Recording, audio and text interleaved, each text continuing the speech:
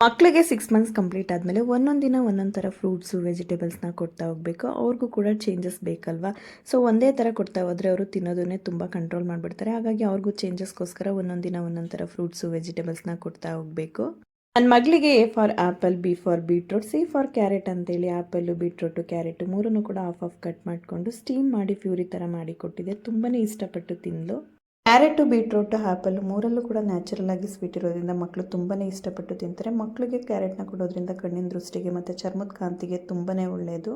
ಬೀಟ್ರೂಟ್ನ ಕೊಡೋದ್ರಿಂದ ಮಕ್ಕಳಿಗೆ blood protection ಜಾಸ್ತಿ ಆಗುತ್ತೆ. ಹಾಗೆ ಆ್ಯಪಲಿಂದನೂ ಅಷ್ಟೇ ಫೈಬರ್ ಮತ್ತು ವಿಟಮಿನ್ಸ್ ಇರೋದ್ರಿಂದ ಮಕ್ಕಳು ಬೆಳವಣಿಗೆಗೆ ಮತ್ತು ಜೀರ್ಣಕ್ರಿಯೆಗೆ ತುಂಬಾ ಒಳ್ಳೆಯದು.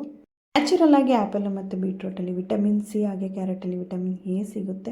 ಸೊ ಮಕ್ಕಳಿಗೆ ಇದನ್ನು ಕೊಡೋದ್ರಿಂದ ಮಕ್ಕಳು ಬೆಳವಣಿಗೆಗೆ ತುಂಬಾ ಒಳ್ಳೆಯದು. ನಾನು ಈ ಮೂರನ್ನು ಸೇರಿಸಿ ಸ್ಟೀಮ್ ಮಾಡಿಕೊಂಡು ಪ್ಯೂರಿ ಮಾಡಿಕೊಂಡು ಕೊಟ್ಟೆ. ನಿಮಗೇನಾದರೂ ಆ ಥರ ಇಷ್ಟ ಆಗಿಲ್ಲ ಅಂತ ಹೇಳಿದ್ರೆ ಒಂದೊಂದನ್ನು ಕೂಡ ಸ್ಟೀಮ್ ಮಾಡಿಕೊಂಡು ಪ್ಯೂರಿ ಮಾಡಿ ಕೊಡ್ಬೋದು. ಮಕ್ಕಳಿಗಂತೂ ತುಂಬಾ ಇಷ್ಟಪಟ್ಟು ತಿಂತಾರೆ.